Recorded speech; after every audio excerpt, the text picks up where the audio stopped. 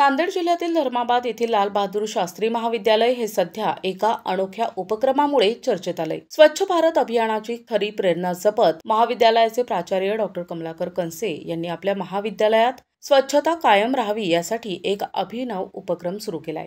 गेल्या 3 वर्षांपासून दर शुक्रवारी प्राचार्य, प्राध्यापक आणि महाविद्यालयातील कर्मचारी स्वतः हातात झाडू घेऊन महाविद्यालय परिसराची स्वच्छता करतात।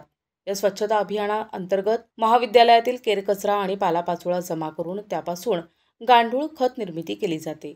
या उपक्रमामुळे एकीकडे महाविद्यालय परिसर स्वच्छ आणि सुंदर राहतो, तर दुसरीकडे तयार झालेले सेंद्रिय खत परिसरातील शेतकऱ्यांना उपलब्ध होते।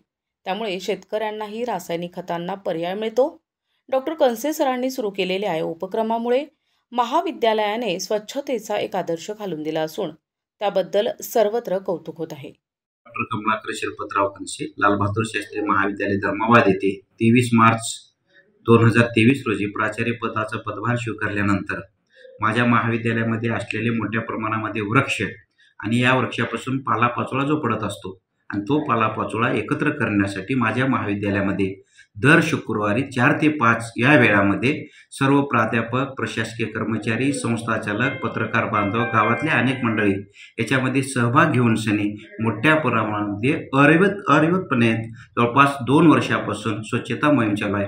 आणि याच्यापासून झालेला कचरा आम्ही कंपोस्ट तयार करण्यासाठी, वर्मी कंपोस्ट, वर्मी वॉश याच्यापासून करण्यासाठी हा पालापाचोळा वापरला जातो।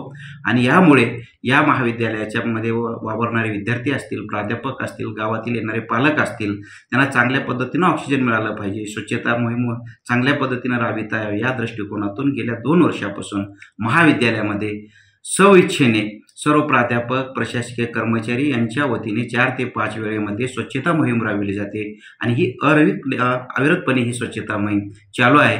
त्याबद्दल माझ्या महाविद्यालयाचे सर्व संस्थाचालक, प्राध्यापक, प्रशासकीय कर्मचारी, या गावातले सर्व नागरिक, पत्रकार बांधव यामध्ये सहभाग न दिला त्यांचंही अभिनंदन करतो आणि अशीच पुढे आमची स्वच्छताची मोहीम चालू राहील यामध्ये मला कुठलीही शंका नाही।